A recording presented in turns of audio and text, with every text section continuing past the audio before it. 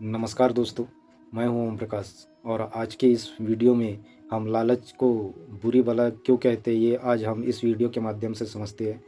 तो आइए कबीरदास के दोहे के माध्यम से समझते हैं कि जितना पाया भाग्य में उतने पे संतोष, लोभ बढ़ाए दुख सदा, सुख करे मन तोष कबीरा, सुख करे संतोष।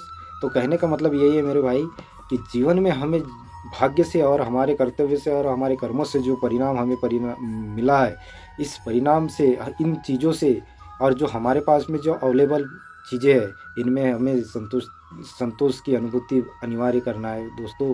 क्योंकि जिस इंसान के पास में मोटरसाइकिल नहीं होता है, वो इंसान मोटरसाइकिल की लालच करता है, और जिस इंसान के पास मोटरसाइकिल है आज के कंडीशन में वो जीप की लालसा करता है दोस्तों। इसीलिए जो जो हमारे पास में अवेलेबल है, जो चीज़ें हमारे पास में है, उसी चीज़ में हमें संतुष्टि का आनंद अनुभूति करना चाहिए दोस्तों। क्योंकि ठंड के समय में जिस व्यक्ति को ओढ़ने के लिए कंबल नहीं मिलता है ना, उस व्यक्ति को पूछो कि कंबल की अहमियत क्या होती है।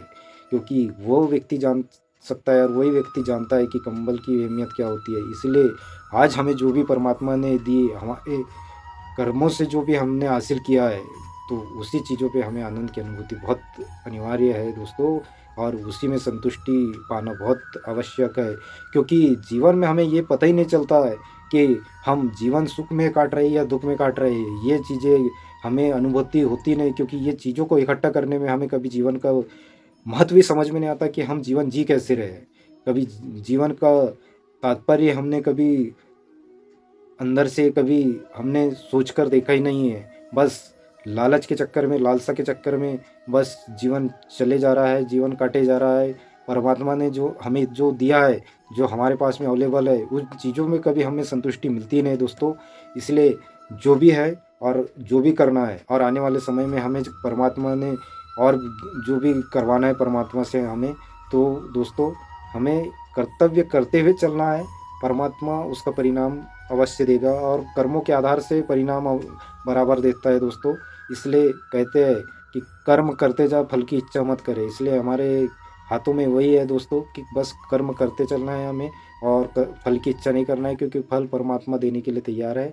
बस कर्म हमें सत्य की राह पे चलते हुए करते करते रहना है, जो कि एक दिन हमें बहुत आनंद की अनुभूति भी होंगी, और हमारे जो भक्ति का मार्ग रहेगा और जो हमारा सत्य का मार्ग रहेगा, उस मार्ग में कभी विपत्ति आएगी नहीं दोस्तों। क्योंकि जो जिसके ऊपर परमात्मा का अगर हाथ रह गया ना साथियों, उसे उसके पास में अगर खाने का एक निवाला भी नहीं होगा, उस व्यक्ति को देखना वो आनंद की अनुभूति करेगा, और वो कोई राजा से कम की ज़िंदगी अपने भीतर जीकर दिखा देगा। वो लोगों को बता कर नहीं दिखाएगा, दिखावा कर नहीं दिखाएगा दोस्तों, लेकिन अंदर से जो उसकी अंतरात्मा की जो परमात्मा की जो आनंद है ना, वो आनंद की अनुभूति से जो जीवन जिएगा, वो उसकी अनुभूति तो वो स्वयं ही कर सकता है। इसीलिए परमात्मा का जो आशीर्वाद और जिस पर हाथ अगर रह गया ना साथियों, तो उसके जीवन तो धन्य है।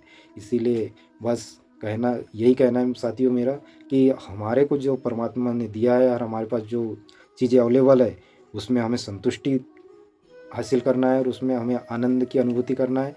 और आगे चलते ही हमें जीवन को करते हुए को जानकर हमें कर्म करते हुए हमें हर चीज़ अवेलेबल हो जाएगा, अगर हम उस हिस हिसाब से कार्य करेंगे, और परमात्मा के आशीर्वाद से सब कुछ अच्छा होगा साथियों। इसलिए कभी लालच मत करना, क्योंकि लालच से इंसान सत्य की राह छोड़कर वो असत्य की राह पे चलने लगता है।